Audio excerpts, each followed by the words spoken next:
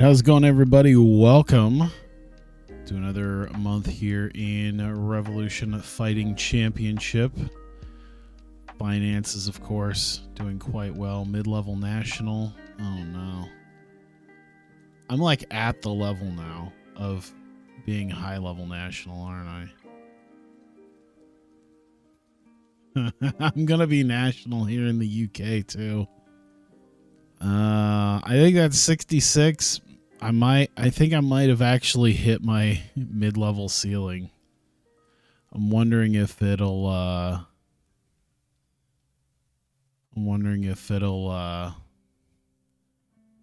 let me go through that anyway. I guess we'll find out. I kind of wanted to stop at low-level national, keep things somewhat. I mean, but I guess if we're going, we're going. It's not that bad. We got Liddell versus Rampage 2 for the light heavyweight title. Got some great fights coming up as well. And I think if I look at the absences, a lot of people with the 5 days left. Not a lot of people with 12 days left. I see Jeff Curran. I don't think he's the champ again. Liddell, Nick Diaz, Jeff Curran. Okay. When was the last defense? April, February, December, March, April. So could do a Fedor title defense, I think. No, he's still got 2 months and a week. I mean, we don't have to do it right away. We can always wait a month. We can probably find a non-title fight that'll be big and work on that. If we don't want to wait on Jeff Curran, I mean, we could probably find something for Jeff Curran. 12 days left. Yeah. So yeah, next Saturday will be fine. We'll do that. UFC wants to take Robbie Lawler. Rival bid. Oh, I didn't see. I'm the only one he's seriously considering. Well, then I'm not really going to worry about it.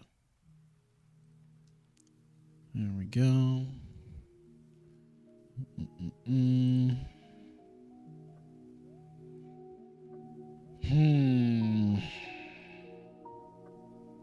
That'll be nice. That'll be nice if things are just fairly low-key this month. I'm quite tired.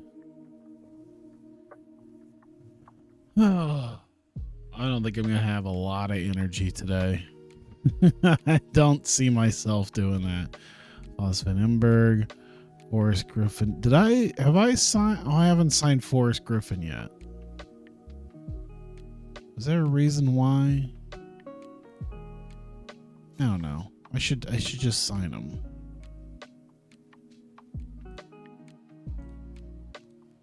Let's just sign Forrest Griffin. I think I wanted him to get some fights under his belt, and he is. But I think I can just grab him. That's fine. We can utilize him. Let's see. On the market. End of his deal with WEC, $1,000, low-level regional. Yeah, we'll see what happens with Pancrase here.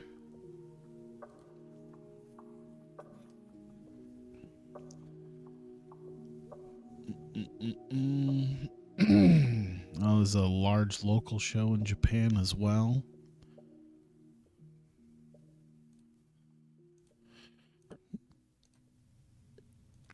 All right. Wanderlei Silva extends his deal. 9 fights with UFC. I think they gave him like a huge contract. I'm pretty sure I could see it. I just don't remember. There you go. 104,700 a fight. Scale means the base pay rises by 7.5% every time he wins. 30% per each. UFC's making some offers. We signed Robbie Lawler. Back again. Pete Spratt, scar tissue surgery. Underground scar tissue above his eyes reduced. Damn. Who did he lose to? Oh, he lost to Robbie Lawler in UFC.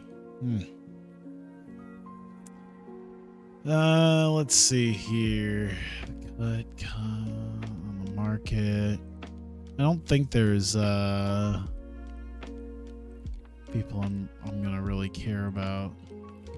No, let's get to next Saturday. That seems to be the deal here. Shuto have offered Kaden Nakamura. Oh, Shuto is a thing now. Oh no, they've always been a thing? 1989? I feel like they haven't been around. I don't know, I haven't heard anything from them. So it's just weird. What's their popularity look like? Well over regional, yeah.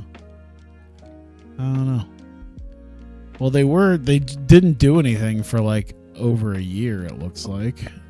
That could have a major feeling with that. Yeah, we can let him make a name over there. That's fine. There we go. So we're just trying to get to Saturday here. Not much here. And then we'll have to build up a card based on that. Based on who we got. We got some big fights, I think. Forrest Griffin signs. Nakamura signs with Shuto. That works. All right. So let's see what our next show is going to be.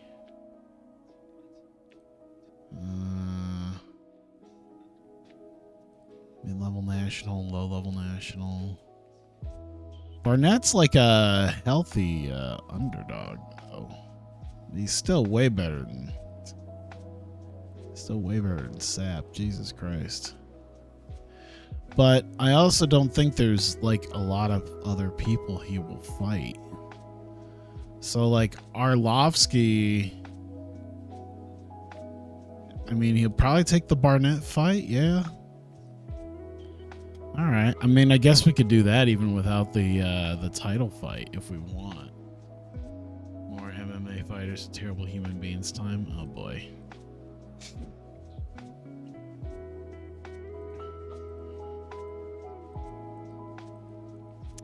We'll have Sapp doing we'll have Sapp somewhere else. Maybe not on this show. Big Nog I'll put on the show though. Nathaniel Baroni is a high-level regional. He isn't there. Sean Strickland. Oh yeah, I saw that.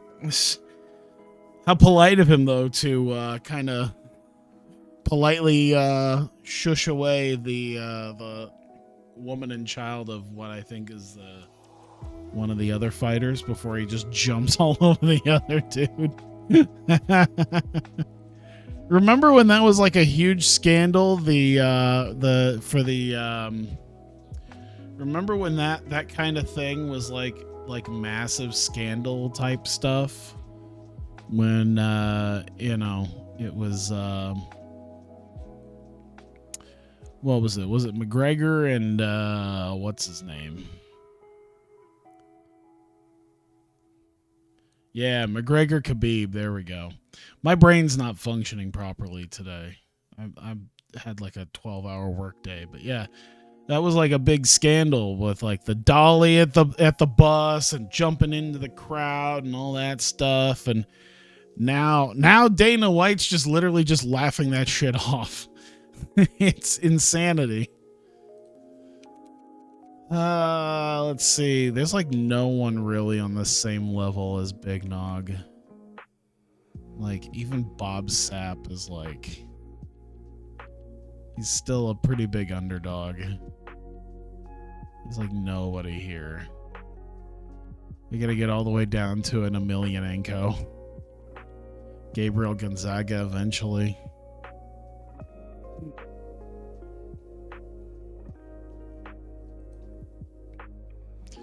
I'd be okay with doing like big noggins. Well, I mean, I kind of want to give Sap somebody that, you know, he'll beat.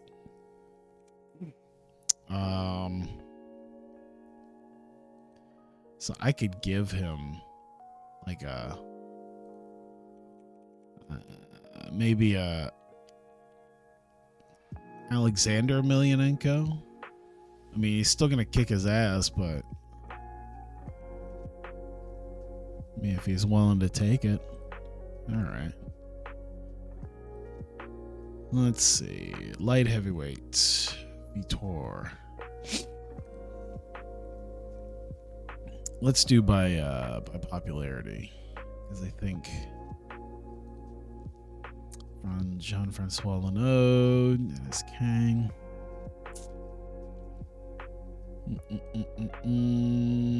Vernon White. When was the last time Vernon White had a? Oh no, Vernon White's had some. Oh no, it's been a couple years. So I forgot. Was he hurt? He had to have been hurt, wasn't he? Or was he fighting for somebody else? No. Am I stupid? There's like a reason. I forget now. Oh, he was taking like a hiatus, wasn't he? Yeah. I mean, if Vernon White's back, we should put him in a fight. Maybe one that he'll win, though, you know?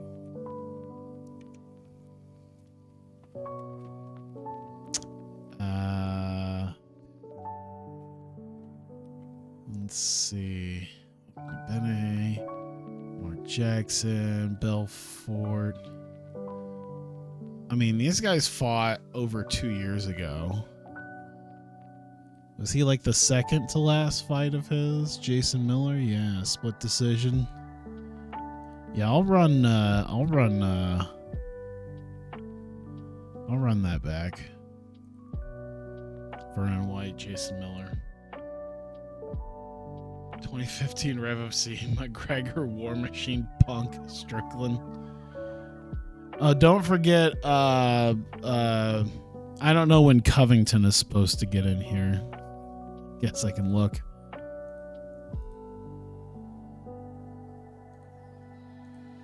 If he's in here. He's got to be in here, I'm sure. Fuck, there we go. I don't remember how long ago this is from. All right, 2014. There you go. Is when he comes in.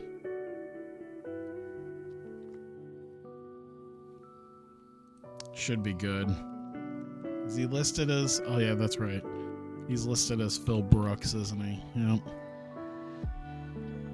December 2014. There you go. That's gonna be Punk's first fight. Is against Colby Covington. Imagine.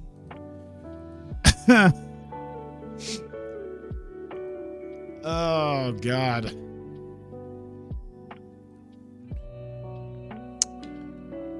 Card main show fight. Antonio.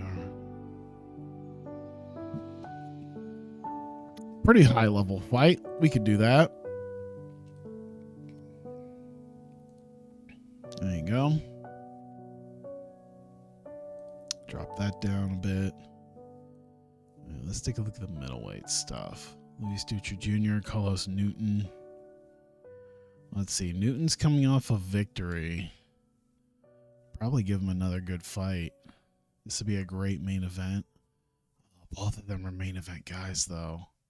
So we might hold off Newton for a main event for the next show. Potentially. To see Phil Brooks is going to go crazy. He could retire Nathaniel Baroni. Dutra Jr. Let's see. Is there a guy that's on his level? Not really. Carlos Newton, maybe, but even then, that's still lopsided. Dennis Hallman. Broken their losing streak, broken their winning streak. Yeah, fuck it, we'll add it. Just want to say hello, enjoying the NBA 2K14 get vids. Thank you very much, I appreciate it.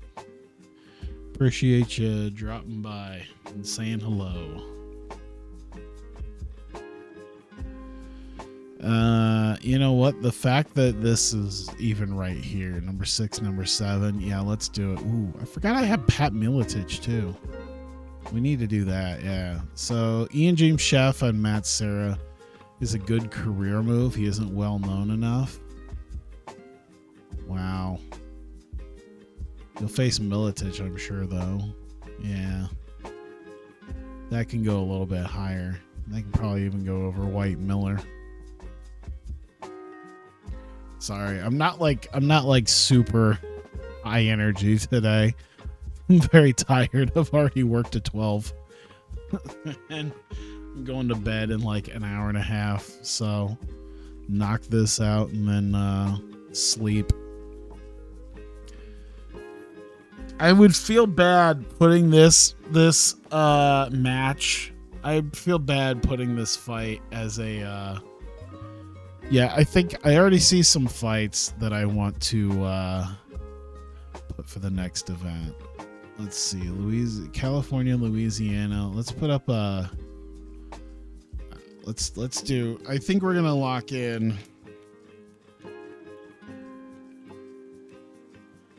Arlovsky versus Barnett. And these two have never fought each other before, right? Yeah. I think we're gonna add a 74. We're looking at week 4, June. Yeah, we can do like week 3. July. Major. Advanced.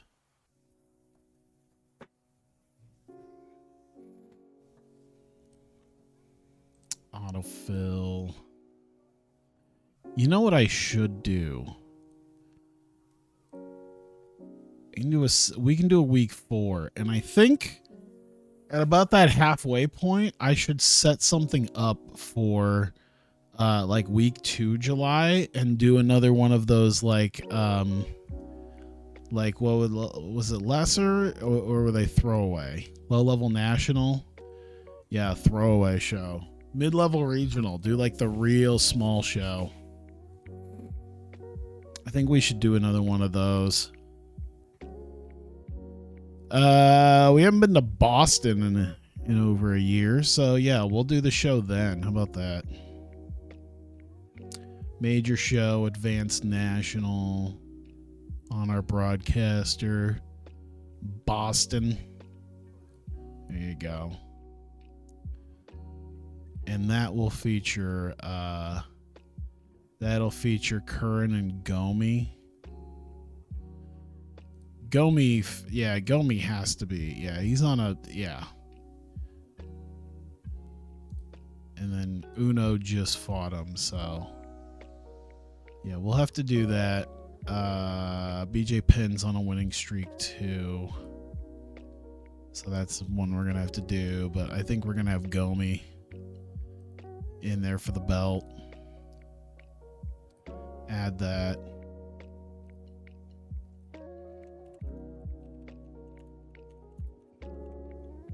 Oops. And we'll form all that later. Speaking of Punk, Eric Bischoff is so full of shit. I don't remember what he said, to be honest with you. Semi.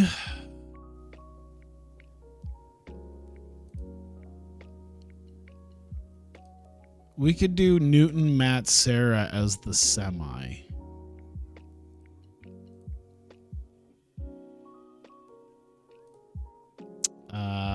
Does that mean we want Bob Sapp to be there as a non main event guy? I mean, it's always possible. Put him up against like a Brandon Lee Hinkle if he's willing to accept it. Dennis Stoynick is there, but not a good career move. 39,000. Woofa. So he has to fight someone higher than him, but he's going to get his ass kicked if he does that. High level regional's not even like that bad. I guess not that. I don't know, man. I'll give you an inducement. I'll pay the money. Fuck it, whatever.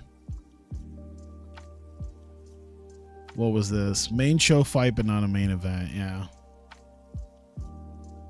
Who did Sap fight?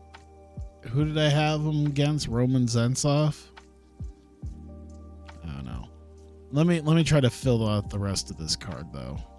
This has been a banger card right now. What's our heavyweights look like? We'd probably throw in another heavyweight fight. Let's see. Best suited the prelims. I mean, potential main event, main show fight. Nick Marquardt, could he be yeah, he could be a main show fighter against somebody. Maybe you have to be like Dennis Kang, maybe. Potential main event. I mean, but we have a pretty strong card, I think, for the top of the Punk's in AEW shitting on us with draw another Punk who's playing the phase, the biggest draw in wrestling, and tweets about buying a Punk shirt. I mean, yeah, that sounds about right.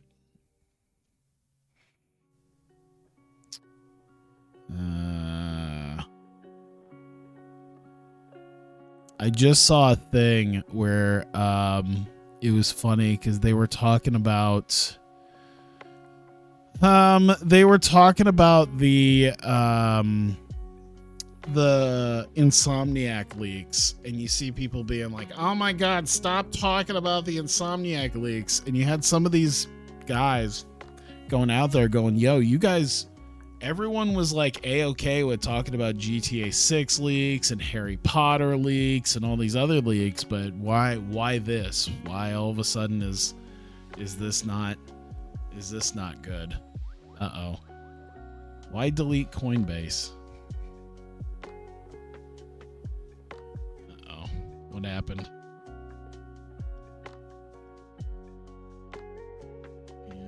It looks like it's so it isn't for anything that they did other than Coinbase calls Pepe a hate symbol. And then a bunch of other crap that it looks okay.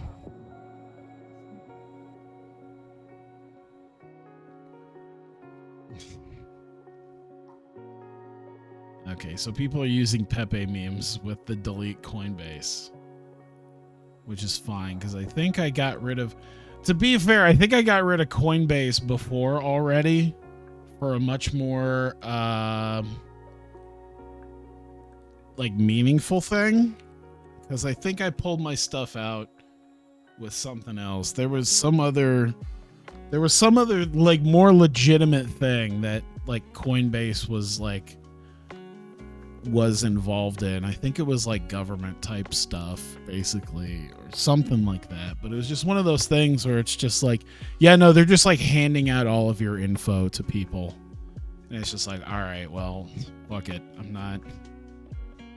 not like super duper privacy type guy, but I do at least want to take a half chance here at you know, not just having every little bit of my stuff just thrown out there and sold to people. I know that's not the most capable thing. Like, it's not the not something you can really do, but I mean, it's worth a shot at least dealing with that. 12 and 16, 12 and 18, broken their winning streak. So both of them coming off a loss. Coming off a win and a loss. We'll do that. and we'll find a lightweight fight to do. Probably not Uno BJ Penn.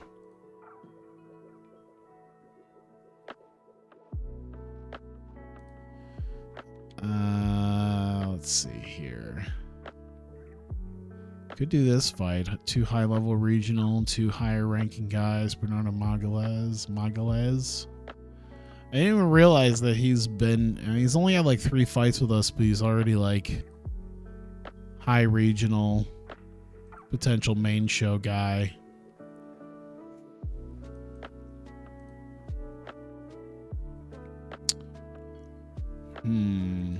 Could do another lightweight fight. I think there's been some guys there. Maybe not. Unless we were doing, even then. Yeah, it's very like out of the way there.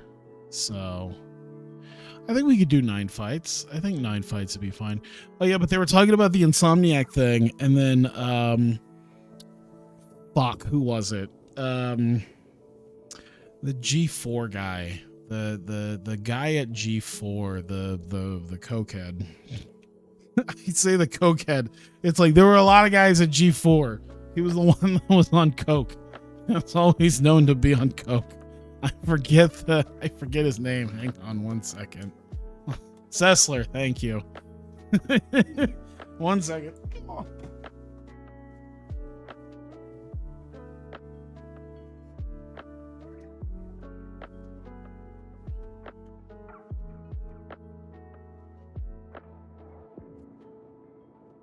He betrayed me. Yeah, but Sessler, even Adam Sessler was on a some sort of podcast with the shittiest mic in the world. You'd think a guy who'd been on TV for nearly 20 years had at least a decent setup at home, but no. He probably sold it for more coke. But yeah, he literally, he was talking about it, and he was like, "Oh man, you know, if you guys are you know, the video game journalists out there, you know, if you're being picky and choosy with this," and he's like, "I understand you guys are doing this probably because you want to stay in the in crowd and you want to have all the good stuff," and he's like, "But at this point, when you're just being picky and choosy with all of this, then you're not really journalists. You're just virtue signalers, and you're just activists." And I think it was Side Scrollers was like reacting to this because it was Adam Krigler's like, "That's fucking rich coming from him." Of all people, fucking Adam Sessler talking about virtue signaling and being a yeah, it's virtue signaling and being an activist. He's like, "Dude, I saw the stuff from the new G4. Go fuck yourself." Yeah, you made a sort of, yeah, you kind of made a point, but still, go fuck yourself. Yamamoto, he just lost? Oh, he lost to Isel Hirose. I would hate to have like Jens Pulver be the guy that he hops over to possibly get back in, but I think that's a prelim headliner right there. Middleweight. We got a Jake Shields fight we could do with Rich Clemente. Yeah, I'll take that. Let's add in at least one more fight here. Noboru Sahi, Hideki Katawaki. They're pretty close. Can we go closer? We can. Hideo Takoro. There you go. Let's do a light heavyweight. Ooh, Alistair Overeem. Well, this will be his debut with us. So we got to give him somebody that he can beat, but like still a good fight. Bustamante, Suzuki. No, it's got to at least be like semi-close. You can go Minus 470 is still like pretty bad. On a winning streak. And it's only going to... Kara Parisian broke his losing streak, too. Son of a bitch. He just broke that losing streak. It's hard. It's hard to come up with a... Rich Franklin is better than him. Sinosic is on a winning streak. It's still, man. Bustamante is about the best, I guess, he's probably got. He just lost to Hua.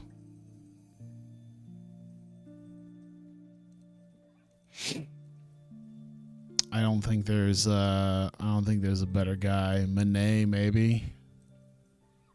He just had a draw with Dirksen after losing his belt. Maybe I could roll with that. I can roll with Manet up there.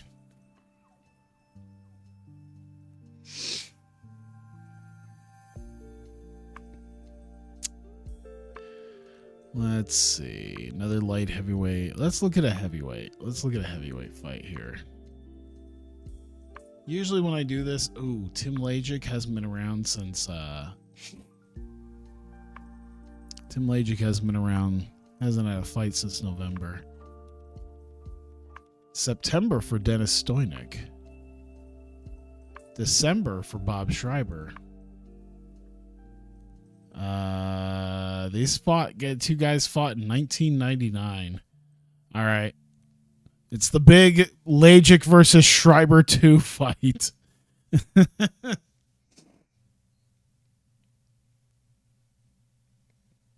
To be fair, she wasn't blue-haired. She was like silver gray-haired or whatever. But yeah, with like 18 piercings and like the bull ring in her nose. November. Yoshihiro Takayama hasn't fought since November. We still got a couple other November guys here. Takashi Sugiura. Oh, that'd be fun. Fuck it. We'll do it. We'll do Takayama versus Sugiura, which I'm sure has actually happened in a wrestling match.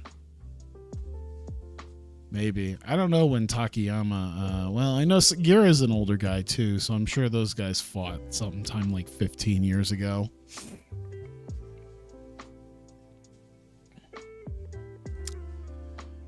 We need another light heavyweight fight. What we got? October. Oh, we got some Octobers. Oh, Bustamante. Did I not settle on Bustamante? No, I didn't. That's right. Suzuki hasn't fought since then either, but I don't really want to hand Suzuki a terrible fight.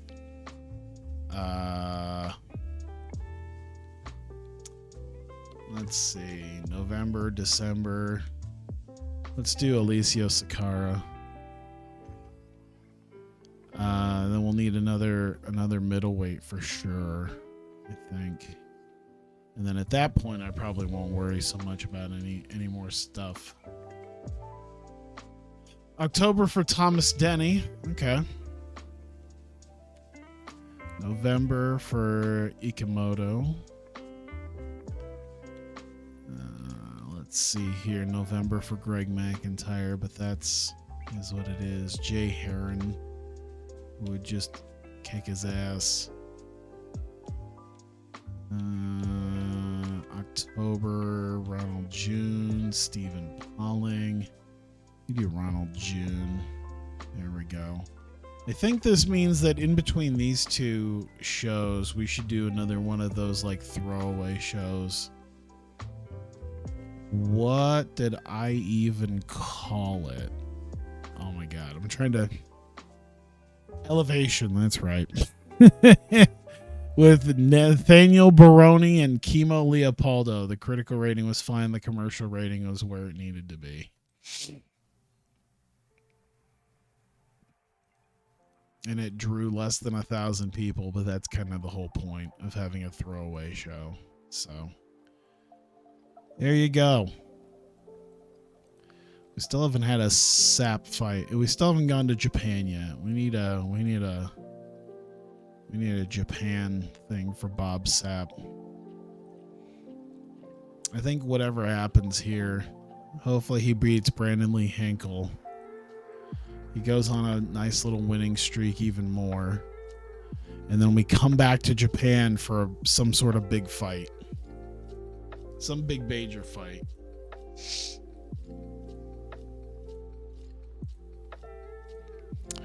All right. I think other than that, I think we're pretty much done. Because we'll worry about this next month.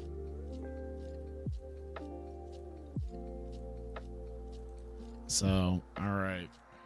Just move on.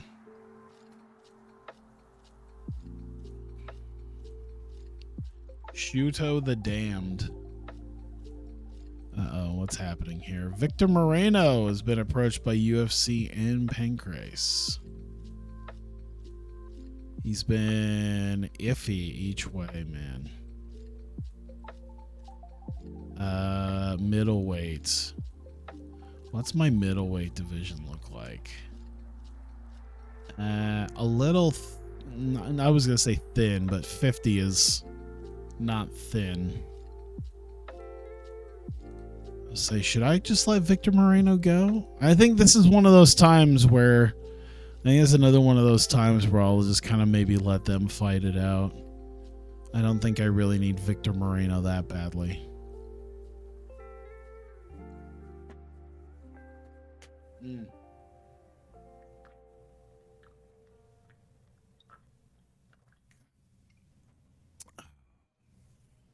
I'm glad I picked up some green tea. Just some Arizona green tea, so it's not like it's fancy or anything.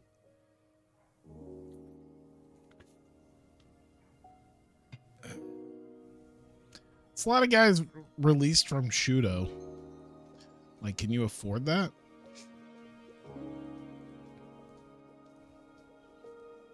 All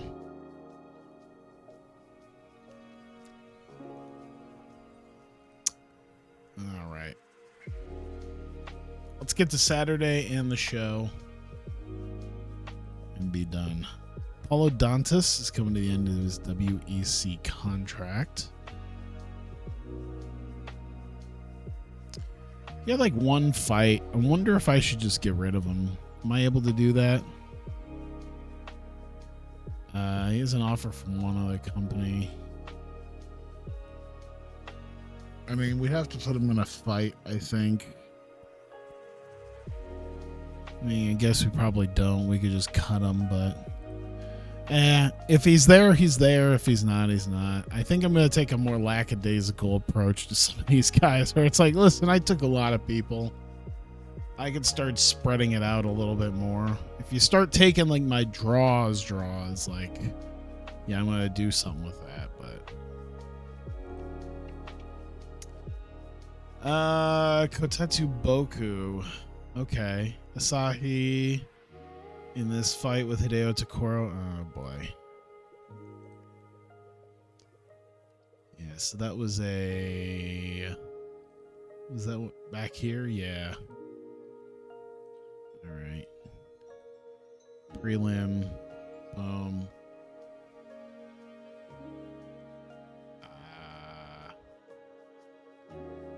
Who was it again? Kotetsu Boku. Willing to fight him. There we go. I'll take that. Get to Saturday. There we go. So one guy re-signs with WEC, another guy left me. That's fine. It's one of those things where it's like I barely used him.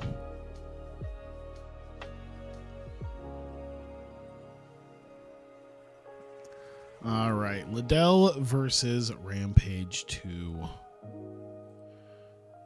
There we go. Liddell versus Rampage 2 taking place in California. We got Liddell versus Quentin Rampage Jackson for the light heavyweight title in the main event. And then Chet Congo and Rico Rodriguez in a heavyweight fight in the co-main event. Looks like we've also got Alexander Franken Nogueira versus KJ Noon, Sylvia and Overeem. George St. Pierre will be fighting. James Jones, Chael Sonnen. We're getting there with some good names, man. It's becoming pretty stacked. Let's go on ahead. Modi Horenstein versus Mike Bork. It took all the way to round 3 for Horenstein to get the win, but he does, and he breaks a 4-fight losing streak off Bork, who, he's just been losing. Liddell and Rampage at Pride, yeah. Thanks to sponsors, tough fight, show of respect. Kenny Florian, Eiji Mitsuoka. Mitsuoka defeats Kenny Florian. That's going to break a little bit of a losing streak of his. As he seems to be having a win, followed by 2 losses, then a win, followed by 2 losses. Wasn't that fight an embarrassment for UFC? I don't remember. But either way, Kenny Florian losing his, looks to be his Revolution and, not quite pro debut because he was 2-0. But that Thug Jitsu didn't seem to work out so well for him. Well, the Thug Jitsu is what he is his team, the team that he's at. Either way, One Mott seems to do a little bit better. Gives a show of respect. James Johnson, Christian Welch, James Thompson getting the win there. Strikes in round 1. All right. So there you go. Solid win for him. He's going to stay on up. And Wellish, he had a win against George Shields the last fight, but he's going to go ahead and take another loss here. So he's kind of getting the 50-50 booking with these fights. Thanks everyone as team sponsors. He's very happy to debut with a win. Din Thomas, Yukinari Tamura, sorry. Well, my brain is fried. Din Thomas getting the win. He's on a bit of a winning streak now as he beats Tamura. Is this his first fight with us? No, he beat Kotetsu Boku in his first fight with us. This is the second one. Name checks his sponsors. He wants to fight Isao Hirose. So Din Thomas looking to work his way up the card here. Chris Brennan, Andy Wang. It looks like Chris Brennan taking the win here. And he's also going 50-50 for the last couple of years here. Win-loss, win-loss. And nonetheless, win against Andy Wang. It starts a little bit of a losing streak for him. Thanks, everyone, as team sponsors. He wants to fight Ian James Shaffa. Oh, boy. So he's going to get killed. Matt Anderson, Jerome LeBanner. Oh, that's what I forgot to do. I forgot to look at the challenges and see who was available to try to take those fights. I didn't even bother looking like a jackass. Matt Anderson getting the win here. I came off a loss to Valentin Overeem, bouncing back pretty nicely here against LeBanner, who was coming off a couple wins. So there you go. Broken a bit of a winning streak that he had. Praise his team. It was a tough fight. Gives a show of respect. Fabio Melo, Gabe Lemley. Melo getting the win here. And this will start another bit of a winning streak here. That'll be 4 of his last 5 fights that he has won. Gabe Lemley will start a bit of a losing streak as he's lost 3 of his last 4. It was a poor fight, too. There's a lot of TKOs going on. He acknowledges it was a terrible fight. Wasn't much fun to be in either. That's odd. How is, like, they were both pretty close together. They're both jiu-jitsu practitioners, but it was apparently a poor fight that ended to TKO. I don't know how it ended up so shit. Either way, we go to our next fight. John Lober defeating Lance Gibson. Lober was on a bit of a losing streak. He lost 4 of his last 5 fights, but caps it off with a win here, beating Lance Gibson, who had broken a bit of a losing streak of his, is now going back into the loss column. Checks his sponsors and his fans, praises Gibson for a tough fight. Daniel Gracie, Jason DeLucia. And Gracie's going to get the win here. Broken a losing streak that he had as well. And, I mean, it's to Rich Franklin and Chael Sonnen, so not too much to be worried about. But DeLucia, okay, it was the second fight coming from UFC here. So he had to have been cut, I assume, because I don't think we probably stole him. Especially if he's coming off of 2 straight losses in UFC. But we're not UFC. We probably won't cut him. Even if we probably should start cutting people. Thanks to sponsors and all his fans. Praises DeLucia for his skill and toughness. Pork Chop, Joe Jordan. Man, if there was a guy that I said, hey, draw me an MMA fighter that looks like the name Pork Chop and tell me where he's from, I think you'd get both pretty spot on. And Satoru Kitaoka ends up beating him anyway. So the 5'6" Kitaoka starts a bit of a win streak here. That'll be 4 of his last 5 fights as a win. And Pork Chop is going to take a loss here. His first loss in Revolution. And there you go. Praise his team, blah, blah, blah. Sean O'Connell versus Jason Lambert. Sean O'Connell going to take the win here. Had a loss to Chuck Liddell, but he's had a couple wins since, so now he's going to make it 3 wins in his last 4 fights. So Sean O'Connell coming back, I think. Jason Lambert breaking a small winning streak that he had after getting cut from Pride. As he's going to go back to his losing ways. Oh, that was a main show. All right. I didn't even realize that. I just skipped right to the end. All right, so we'll do that. Gives a name check. By the way, that didn't last very long, did it? No, it was 42 seconds. So we didn't miss much. It's 42 seconds. There's a lot of knockouts tonight. Perfect to start the timer. The world's toughest gas station attendants, Scott Adams, on a 3-fight losing streak since his big return to Revolution off of UFC. He was so successful in UFC, now he's coming back and he's just eating all the shit and fists. And unfortunately, he's got to face a guy who's had a massive winning streak, sort of massive winning streak right now in Tra Taligman. He has won 3, 4, 5, 6, 7 of his last 8 fights and 9 of his last 11. And the last guy that he lost to, Mirko Krokop. So Scott Adams got his work cut out for him today. He is at a low point since leaving the UFC to come back here. And Tra Taligman is looking to make that next step towards the upper echelon of the heavyweights. Time expires round 1. They say in Taligman, we'll see. Both these guys are submission fighters, so we'll see maybe if we end up to the ground. It seems like that might be something to do here, because if Scott Adams tries to stand and bang with Taligman, it's probably not going to work out very well. But he's only got about 3 minutes now, whenever this clicks over, to do something about that. Don't think he will, though.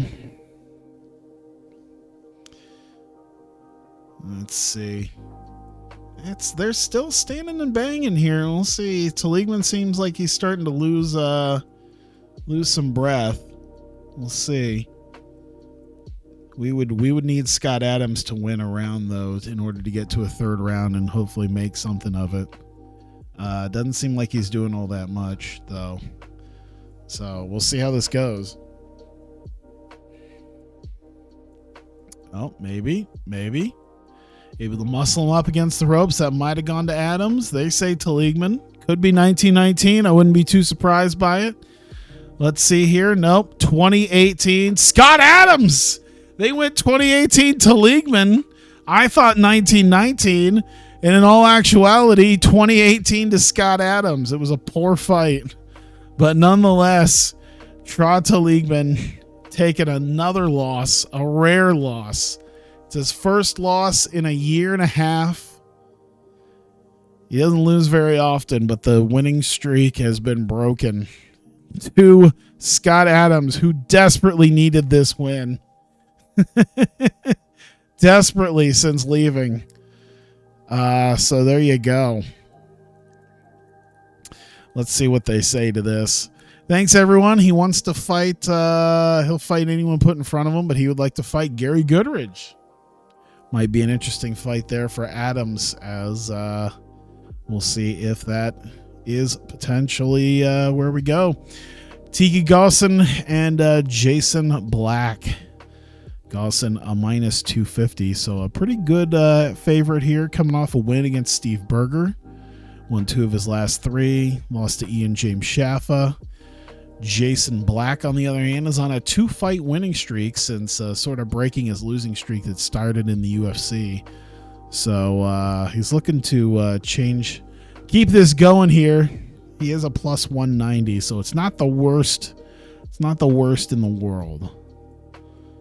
So it's always possible. We'll see. Oh.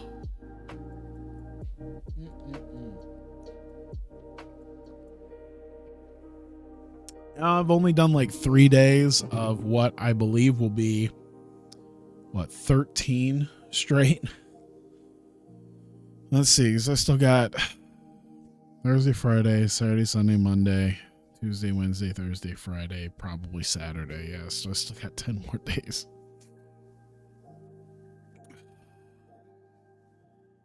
You think it will be a TEW 24? It's really been like either way as far as people have gone with that.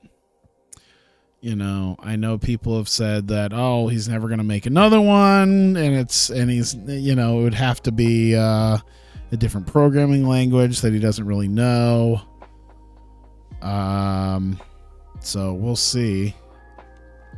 If not, I mean, I'm okay with it, I guess. I'm pretty okay with 2020 and sticking with that. There were some things that I would have liked changed, but at this point I've just gotten so used to it. I mean,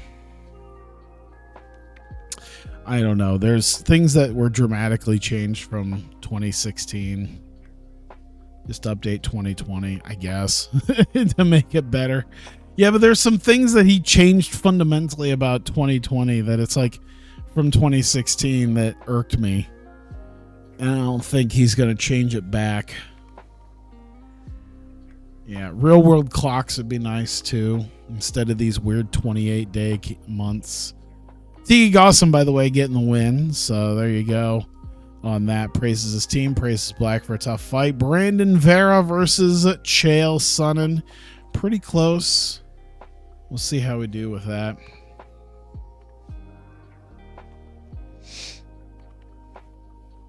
Did you forget an L, or did you do that for on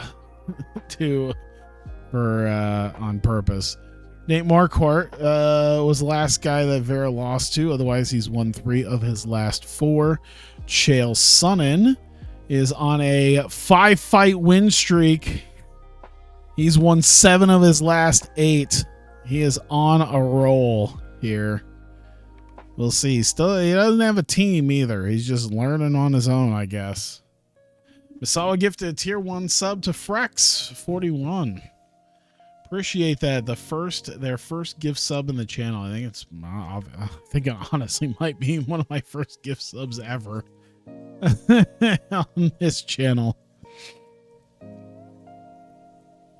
But there you go. And he thanks you for it. Appreciate that. Appreciate the gift sub as well. Let's see how this goes here. I didn't even see how the first round went, man. I could feel my eyes wanting to be like, yeah, we're just about done, right? It's like, dude, I think we still got like at least 6 fights left, maybe. I can't even remember now. You have to start writing names on a board, whereas as conveniently sticks out. Yeah, it's only like 2 names right now, so I think I can't remember if like 2 or 3 subs is like my record. It's one of them. It might be 3.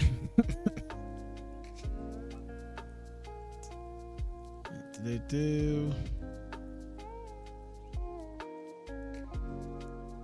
see. I was just looking at something there. Oh, we're at round 3. So guess what? It didn't even matter because now we're at the end of round 3. The fact that Sonnen hasn't quite been able to do anything here. Sonnen getting a takedown should be good, even if he doesn't win here. Should be enough. We'll see here. 29-28 Vera, 29-28 Sonnen, 29-28 Sonnen, a split decision for Chael Sonnen. And the train keeps rolling for Chael. God damn, he extends his win streak to 6. Well on his way to, I can't really see if, oh no, I can see. I'm not going to go through this to see if he's been on like the main show. I'm sure he's maybe had a fight on the main show. It doesn't look like it. No, he's had a fight on the main show. Very poor the last time though when he fought Phil Baroni. Misawa subscribed to tier 1. Thank you very much. I appreciate that. Appreciate the sub. Now I think we're at the most. Thanks to sponsors for backing him. Thanks to family, friends, supporters. He'd like to face Alistair Overeem. Oh, good Lord. Good Lord, help us all. No. Oh boy, this is not good for him. Of course he wants to fight Alistair. Horse meat, carrots. That's what he's doing it all on. Jesus Christ. Takeshi Yamazaki, James Jones, Wrestling BJJ, submission fighting. I would say they would go to the floor, but I don't know. We've already had one with 2 jiu-jitsu guys that was just standing and banging the whole time, and it sucked. Yamazaki coming off a loss to Akitoshi Tamura. Oh, there you go. Hey, there you go. They're trying. They're trying again, and he got it. Okay. Well, it's clearly different. James Jones coming off a 2-fight losing streak to BJ Penn and Isao Hirose. But he's been pretty successful since, so I think he's due at this point for a win here. We'll see. Is that a minus 330? I'm thinking we're gonna get James Jones coming back into this here on this fight.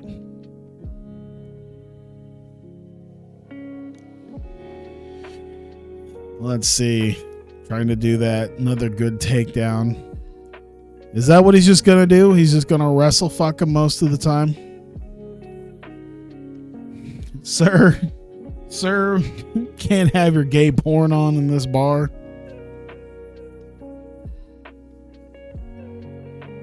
Take your gay porn and get out of here. Zach tries to pull guard. Runs out on round 2. Let's see here. Probably gonna be a unanimous decision here. 2018 for James Jones.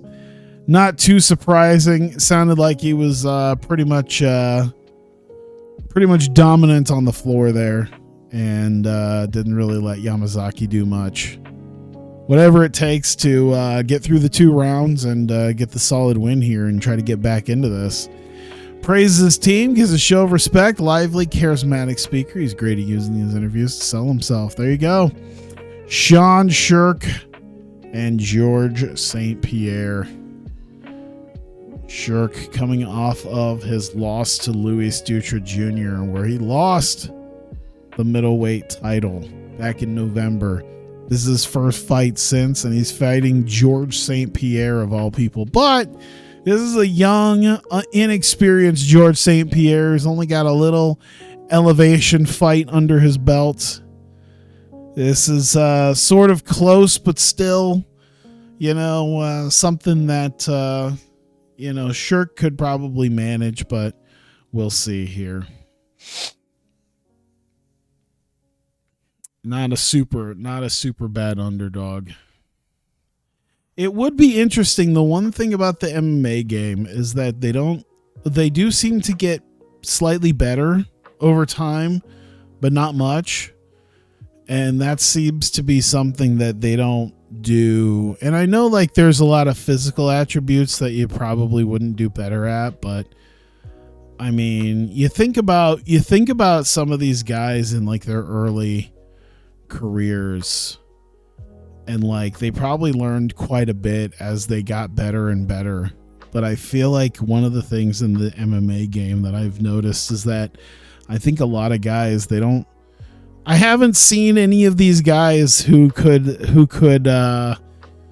pop up into that next echelon. And it's a whole thing where it would just be some underdog guy who maybe trained up with the right team and got some good wins. Majority draw, good.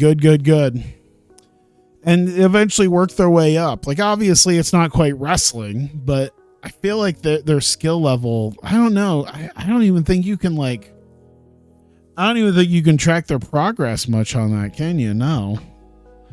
Like, it just gets a little bit better. Like, their experience obviously will get better, but yeah, I don't think they, as fighters, seem to get all that much better. I feel like you set them at a number, and I don't think they really change much from it. It would be nice if there was a way that you could have a guy, he could join a team, he could get back. I'm sure that's probably something that they have, where he joins a team, and depending on what the coaches know, they can do a little bit better with that. But I still haven't seen stuff that convinces me that it does a whole lot. That's something that I feel I've not seen a whole lot of that convinces me that, join a team and then you can learn from them. It's not, it doesn't feel quite like NBA 2K where, someone more experienced mentors like a rookie and they can like grind out badges depending on who they're attached to. I just feel like sometimes that doesn't happen with a lot of these people, which I guess like, I don't know, because like some people, like when they have bad coaches, end up getting bad advice and then they lose when they probably should win. And I'm sure it happens the opposite way too. But I feel like it doesn't seem to affect their stats all that much. That's just my feeling. George St. Pierre beating Sean Shirk. Good fight. It's not like they're going to improve upon this game though. That's not going to happen. There's a reason this was called One Last Round. But there you go. George St. Pierre praises his team, the fans. He wants to face Kyuma Kunioku. So, like, someone he'd like to compete against. Good account of himself there. There you go. Tim Sylvia and Valentine Overeem.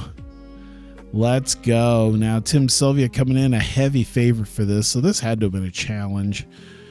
6 wins in his last 7 fights. His only loss coming to Krokop in a heavyweight title fight. And beating Tom Erickson last. And Valentine Overeem here. Coming off a loss to Czech Congo. He also lost to Randy Couture recently. And back in Pride lost to Josh Barnett about 6 fights ago. So he's, he's about 50-50 in his last 6 fights. We'll see if that maybe changes anything. He is a plus 390, which means he is a pretty heavy underdog coming into this fight against Sylvia.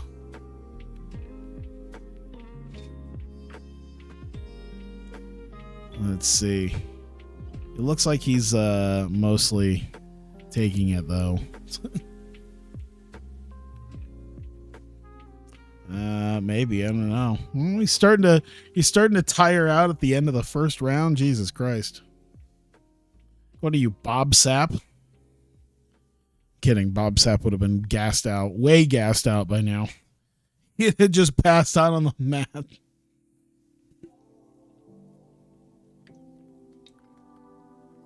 Mm. All right. All right. Overeem seemed to have busted him open. So that's something. That's something we got going on here. See if that changes or not. Starting to breathe a little bit heavier, but I don't know. Uh-oh, Sylvia. There you go. He's out. He is out. A head kick. God damn. Maybe Sylvia did learn something from Crow Cop. It was a unanimous decision, so it's not like he got kicked in the head and then he learned how to kick someone in the head. But nonetheless, he is a knockout guy, though. I will say that much. All but one of his fights happened to actually finish, so Tim Sylvia doing pretty damn good, man. God, I forgot he had that 18-second knockout against Brandon Lee Hinkle. Either way, Tim Sylvia getting the win, 352 into round 2. Decent fight. Thanks everyone on his team, his sponsors. A lot of respect for Overeem and praise his toughness. Alexandra Franca Nogueira. I think this is the third to last fight. Facing KJ Noons. I feel like we haven't seen much of KJ Noons recently. We haven't seen him since October, so it has been some time. I think his loss to Jeff Curran really physically got to him, and we haven't seen him in a while since his title loss. So it seems like not too much is happening here. A lot of standing and banging. You know what? I almost miss the old Alexandra Franca Nogueira fights where you just immediately take something to the ground and then just wrestle with them or tap them out. He did lose to BJ Penn, so things have been sliding in a bit of a direction here the last few fights. So Franca Nogueira is looking for a good comeback fight here against KJ Noons. A lot of jabs still happening here. See, Noons still. All right. This might be it. We might have an underdog win. That's not good. We might have an underdog win here for KJ Noons. Unless Franca Nogueira could do something about it. Maybe. I don't know. There's KJ Noons is still doing quite a bit here. Trying to do some grappling, but I think he's just running out of time here. This could go either way, man. But yeah, they're saying 10. Yeah. No way. Is this going to be it? 20-16. KJ Noons. Wow. Did they give him a double? Did they give him a 9 and a 7 or a 2 8s? Guess it doesn't matter. Either way. Couldn't get a takedown. He just straight up didn't do anything. Jesus Christ, man. You just stood there and got your ass kicked the whole time. What is this? Look at this. What am I looking at, man? What, you tried like one takedown and then when it didn't work, you just gave up. Is what it looked like. What is this fight metric? Bruh. What happened to Alexandra Franca Nogueira? He just lost all his confidence. What the hell?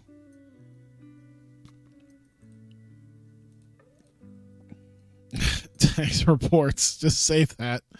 Holy shit, dude. He just didn't even, underpaying him, took a dive. What am I paying? I'm paying him 30 grand before bonuses. Gets an extra 5%. It goes up. Okay, he earns 15,000 per fight win bonus. So you'd earn another 15 grand. His pay rise is 5%. 16% for even showing up. Good Lord. He's on television. That's another 16%. Jesus. That's sad. That's really sad. That might have been about one of the worst fights there. Name checks everyone, praises him for his skill and toughness. Fairly bland, but when you're that good looking, you tend to get forgiven for such flaws. Czech Congo versus Rico Rodriguez in our co-main event. Here we go. Tyrone Hupp, the ref. Czech Congo coming off a loss to Fedor. Was able to challenge for the heavyweight title. Was unsuccessful. Looking to fight his way back here against Rico Rodriguez, who bounced back from a loss to Big Nog back at Night in Nogueira 2 back in August of last year. So we'll see what happens here between Congo and Rodriguez. Both these guys looking to fight back into the into title contention, most likely. Visible on Rodriguez. I'm just so sad how that Nogueira fight turned out. Like, what the hell? Alexandre Franco Nogueira he did nothing. 3 jabs and a failed takedown attempt, and that was it. Is there a dive option in the game? God, could you imagine?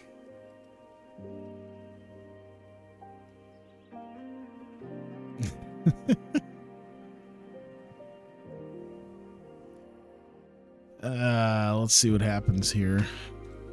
It's a lot of him throwing punches, but doesn't seem to actually land them. Never mind. Okay. Rodriguez doesn't get knocked out, but got close. Jesus Christ. Perfect timing on that one, huh? Let's see if that should just be it. Assuming Congo won last round, this is probably just it. Yep. Czech Congo gonna get the easy win here. Good fight, but yep. 2-round decision victory. There you go. Thanks his team and his sponsors. Got a lot of respect. Our main event. The Iceman, Chuck Liddell versus Quinton Rampage Jackson. This is their second fight between them. When was the last time they fought? It was a Revolution. The first time they fought, May of last year. I believe we're back in May. Chuck Liddell got the win. First round, 2 minutes, TKO. He is on a major win streak right now. 5 wins. His last 5 fights have been wins. He lost in pride, but he is still 16-1 going into this fight. And he is the light heavyweight champion. That belt is on the line here against Rampage Jackson. Cat off a win against Renato Sobral. He did lose to Chuck Liddell last year. And then he lost to Vitor Belfort, but came back. And the challenge was made and accepted, and here we are for the rematch. For Liddell versus Rampage 2. We'll see what happens. Light heavyweight title on the line. Kurt Funk, the referee, got the judges.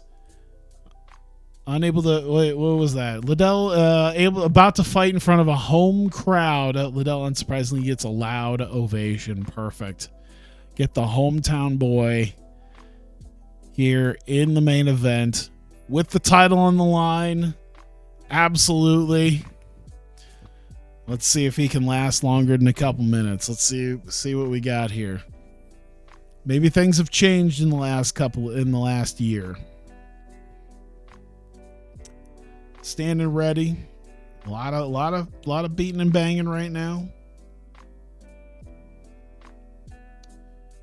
Blood is visible on Liddell. Rampage Jackson has opened up the champ. Ooh, could you imagine? Got a cross. Let's see. Step in and counter. This is something, man.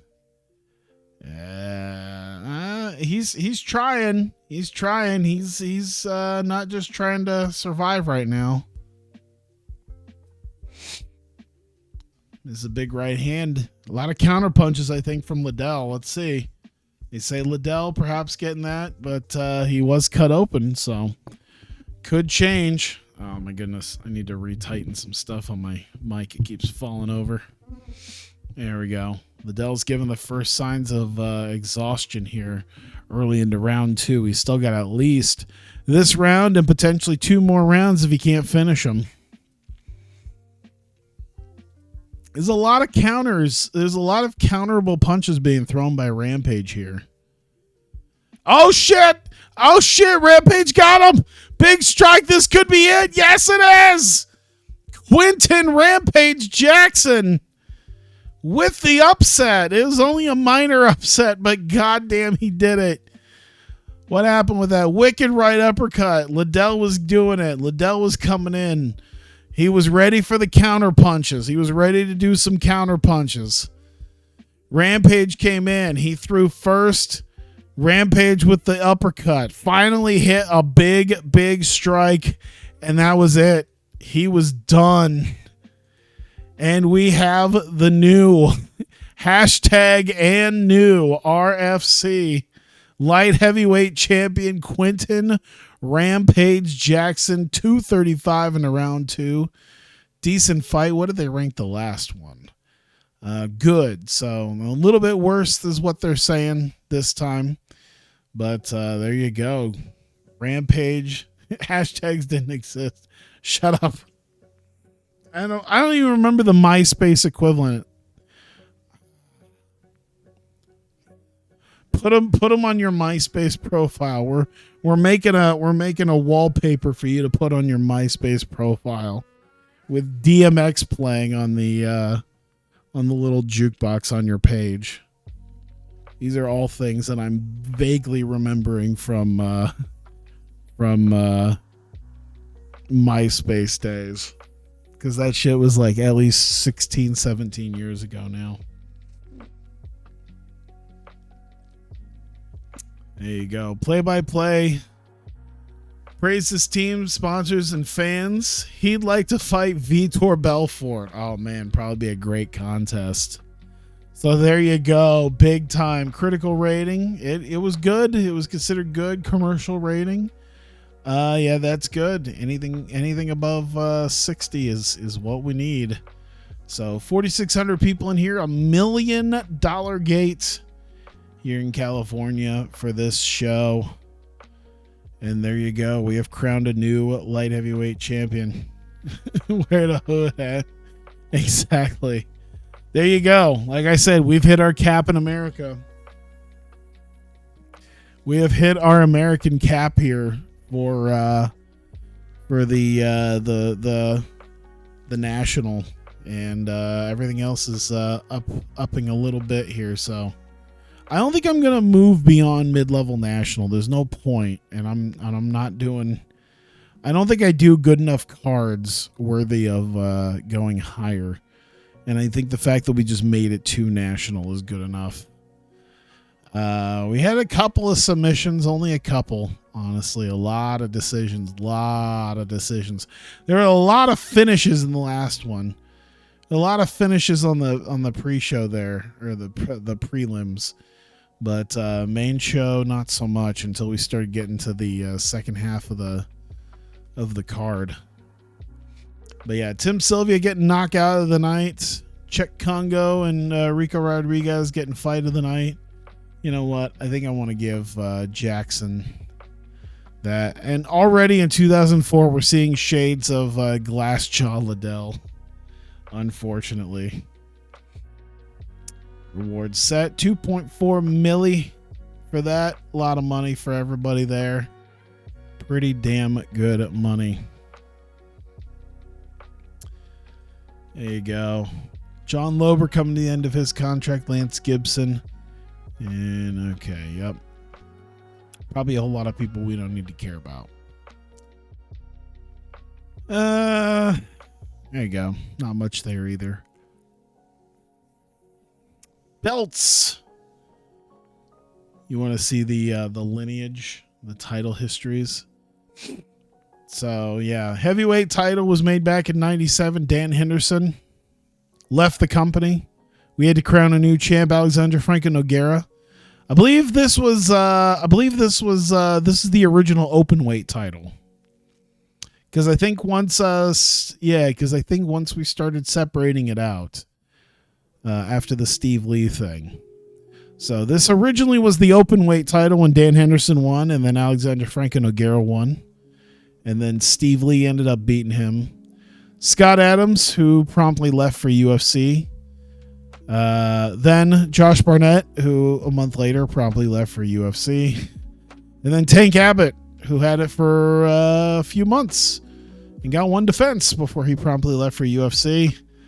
Antonio Rodrigo Nogueira finally off of that. And hey, he actually lost it, which was the first time in a while that had actually happened. To Frank Mir, who had it for over a year before he also left. And then Josh Barnett, I think, became our first ever two-time champion, at least heavyweights. We might have somewhere in the lightweights that might have had this. But yeah, lineage here, Alexander Franco Nogueira. Stripped of the title, I think, after getting hurt, I want to say. Oh, no, this was after his... this is after we had the 4 divisions, and he was stripped of the title after his move down to lightweight. So gave up the belt as he could no longer fight in the division.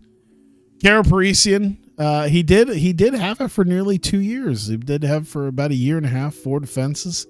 Karo Parisian ended up winning it, and then Dave Monet a surprise win, and then ended up having 2 surprise defenses.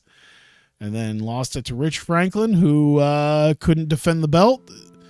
Lost it in his first defense to Chuck Liddell, who lost it in his first defense to Quentin Jackson. So, hey, maybe there's a little bit of something here to Dave Monet than what meets the eye. Middleweight. Hadn't been around that long. Sean Shirk, the first one, then Louis Stucher Jr., who had it for... lost it in his first defense to Nick Diaz. And then lightweight title, Ian James Shaffa, who left for UFC. So then Mamoru Yamaguchi won the belt and then lost it to KJ Noons, who then got it stripped out when he went to UFC. Jeff Curran, who then lost to Mamoru Yamaguchi, who became the first of the 2-time champions, who then lost it to Seth DeCoon after a title defense, and then in his first title defense lost to Jeff Curran again, becoming the next 2-time champion. Say September, and yeah, so this, I believe, yeah, because he won it in April 2003, and Barnett in September, so Barnett becomes what, the third of that. But yeah, 6 title changes due to departures. Oof. Yeah, that's why I was so like, here, lock people down, steal people. That's why I became so ruthless, because I kept losing everybody. Lost everybody. Those first 5 years, I just kept losing everybody. And so as soon as I hit National, it was just like, all right, I'm taking everyone. Oh, no, Yamamoto's injured. Oh, God. Minor ankle injury. Arlovsky versus Barnett. Jens Pulver. Let's see. Matsude, Delgado, Liauden. All right. Let's see.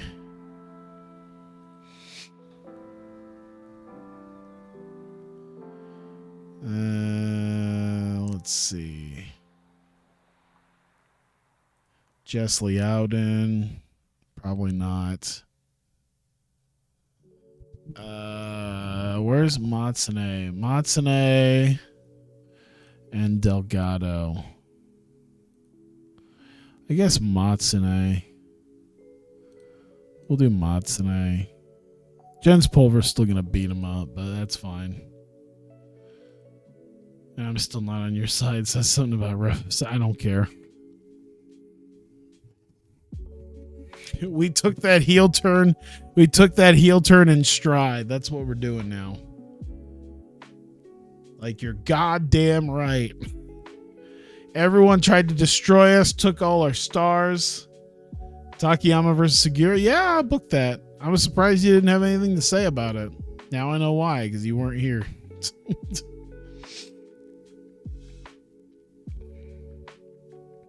Renzo Gracie. Oh, Lord. What we got? High-level regional, mid-level regional. I mean, I'll re-sign him, I guess. No one's trying to sign him. I'll give him a real basic one.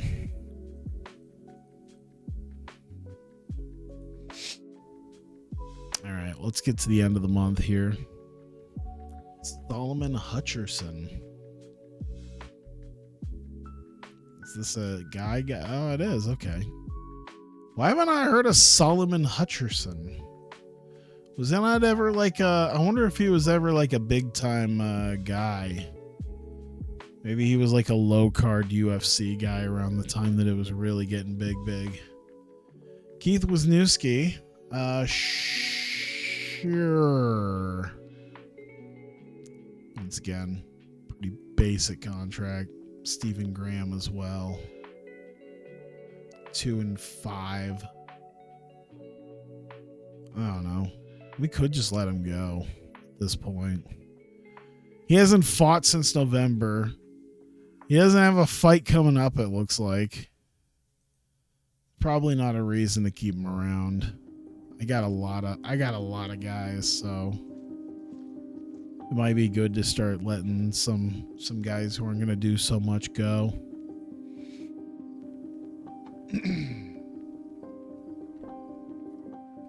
Weigh-ins for the Pancrase show. Now doing the Pancrase show. Alexei Olenek. Let's see. Hernane Perpetuo.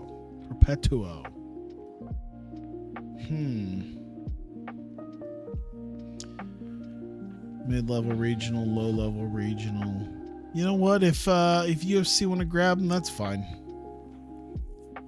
We can just steal him later when they make a name for him.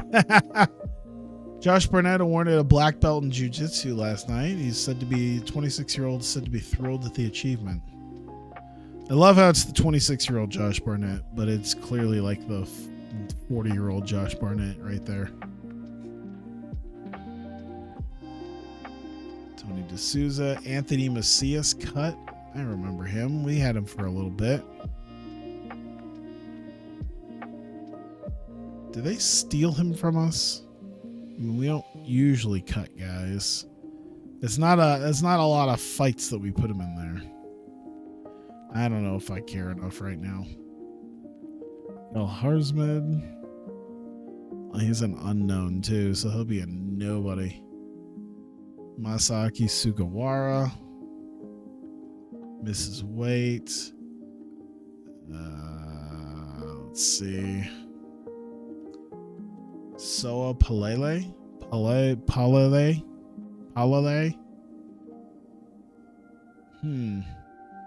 7-0 heavyweight. Probably not gonna do. I'll shortlist him. Oh, he was already on my short list. All right.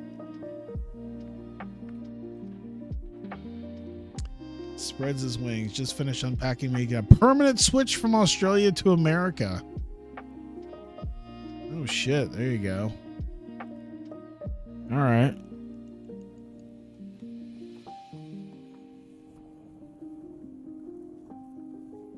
I like how my Twitter had a trend of hashtag delete Coinbase, followed by power bottom.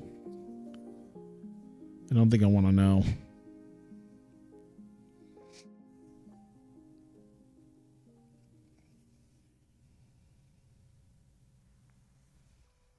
Pancrase announced a show. Ready for Mark Hunt. Ooh. Mark Hunt. I think I gotta grab him. He's already got like some decent. Damn, he's already a low-level national guy in Japan. Was that the case back then? Was he like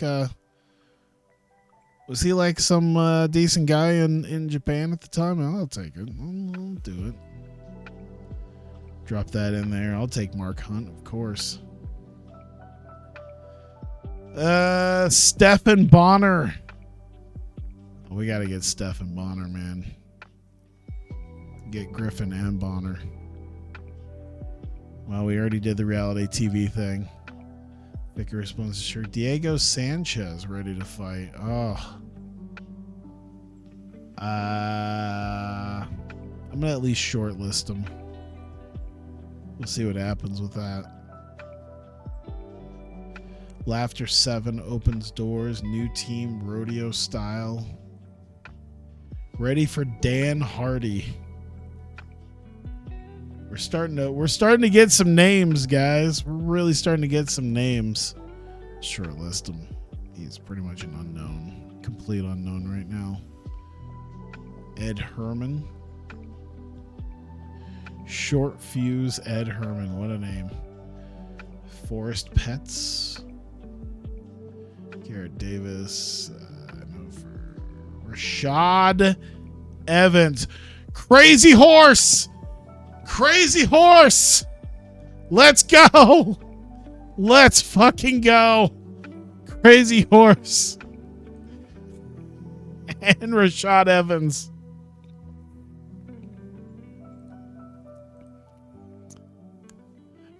Oh, who? Yeah, Charles Bennett, Crazy Horse. I think he had he's an odd guy. He's now, his nickname is no longer Crazy Horse, it's Felony. But they had I think he's best known for some of his antics. He's done some Ryzen fights in Japan too. But he famously got into an altercation after a fight with Colby Covington right before Covington came to UFC, I believe. It was at what was it, Cam Soda? He was doing an MMA fight for an MMA event that was for like a promotion sponsored by a porn site. Yeah. But yeah, he had a whole altercation with Colby Covington before Covington went to UFC.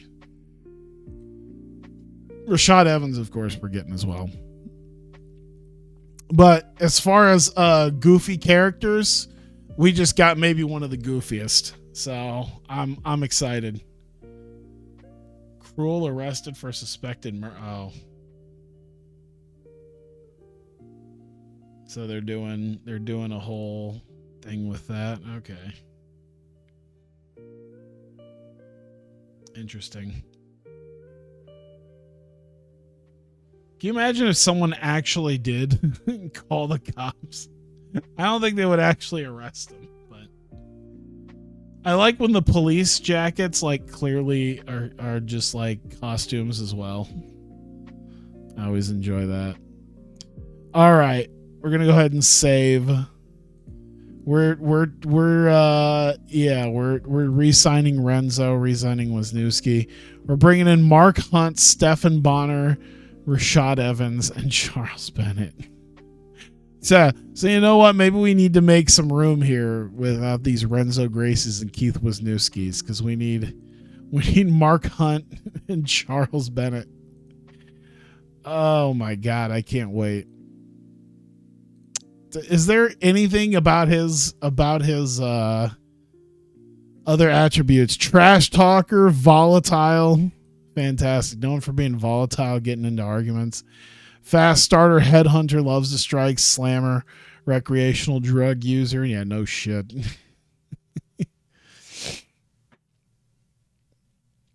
As you could tell, not a great fighter, but a fantastic personality.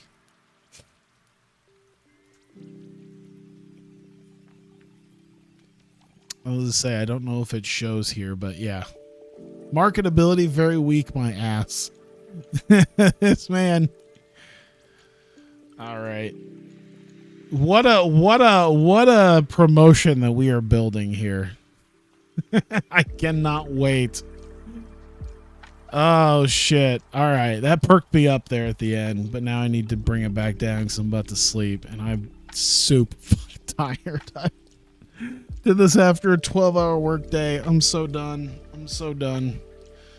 All right, so I'm going to go sleep now because I can barely keep my eyes awake right now, but I'm excited. We got another set of guys. We got some, big names. big names that came in. Your Stephen Bonner, Mark Hunt, Rashad Evans. Then you got more meme guys. This is where we're gonna take the turn from drunk uncles to to felons. This is phase 2 of Revolution. The Mike Borks and the Scuff Kurt Angles and all the drunk uncles are gone, and we're replacing them with with your Chael Sonnen. Well, Chael Sonnen hasn't done anything, but yeah, we're replacing them with felons. It'll be fantastic. I can't wait. All right. Well, guys, thank you so much. I appreciate it. Appreciate you guys being here and watching. And for the new subscribers, I thank you very much as well. Welcome, welcome. For those of you watching on YouTube, I appreciate you watching as well. And I will see you guys next time.